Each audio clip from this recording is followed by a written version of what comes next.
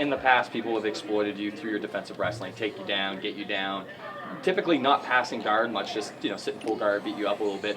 Talk about the crackhead control you used tonight and really how it's been so instrumental for you. It's something that I think you've got better and better at. And in this particular fight, I mean, you hacked him open with brutal elbows in the third round and really sealed it for yourself despite being taken down.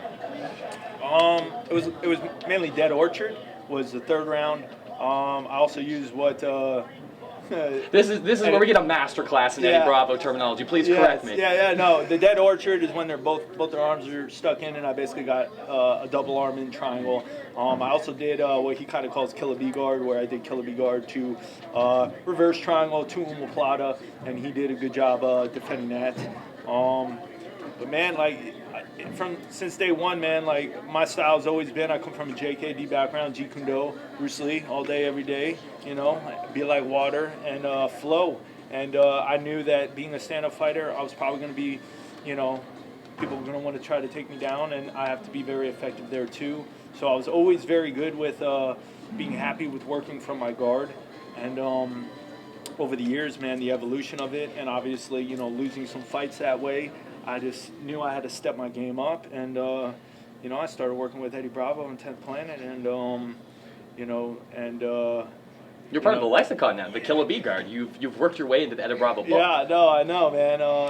It's just the evolution of the sport, evolution of my game, and forever learning, man. I'm going to learn till I die. I think a lot of people get kind of in their own zone of these are my go-to moves, and they don't really venture out and try to learn some more. But I'm a true martial artist, and I'm all about training with other people and learning as much as I can. And I think that's been a key factor into the evolution of my game.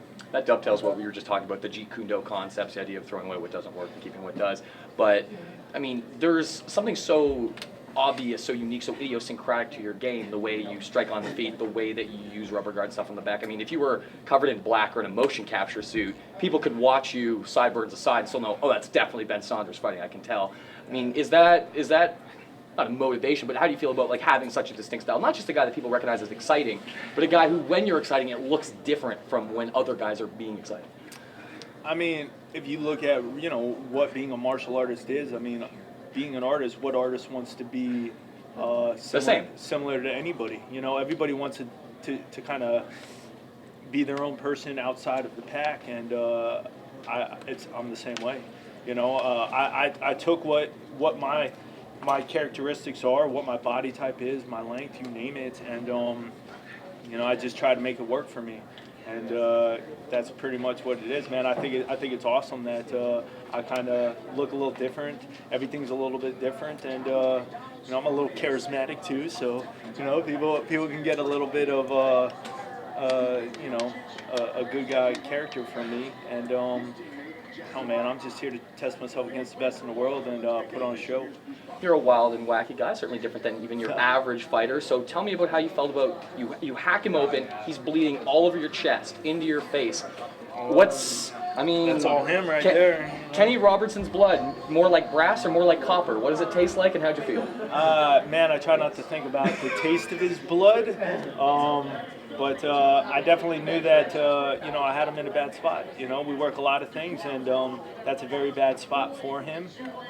I wish I got him there, sooner, but third round works, it all worked out, and, I'm just very, very happy, very fortunate. Right now I'm on a 3-0 win streak in the UFC, man. I got no complaints. Is it kind of surreal for you? I mean, you were a guy who came off the Ultimate Fighter. You had to run the UFC, get cut, go to Bellator, compete for a while. You're back now, but it's not the classic case of, oh, this is just a guy bouncing back and forth. You're on a streak. People are excited to see you again. Typically, guys in that role who come back to the UFC, quite frankly, it's filler. There are guys just fighting on undercards and occupying a spot. People, want to know, can Ben Saunders kick this guy's head off? Is he going to pull off some guard? Is he going to finish another fight with an omoplata? How do you feel about kind of having a different UFC comeback than your average veteran who gets cut, goes somewhere else, and then comes back? Once again, man, I think it goes to the fact that I saw the first UFC live on pay-per-view when I was 10 years old. I've been the biggest fan of this sport since it became available for an audience in America, and I dedicated my life to this. And you know, I think that's a key factor. Every time I fight, man, I wish I could watch me fight as a third person. I wish I could fucking just teleport out of me and watch me fight, so I could enjoy myself fight. Because when I fight, in my head, I'm thinking, what would I want to see if I was a third person in the stands watching? And I try to perform it, man. I try to make it happen. I try to put on a show, and like I said, man, hopefully everybody enjoyed that fight. I worked my ass off. I tried my best, man.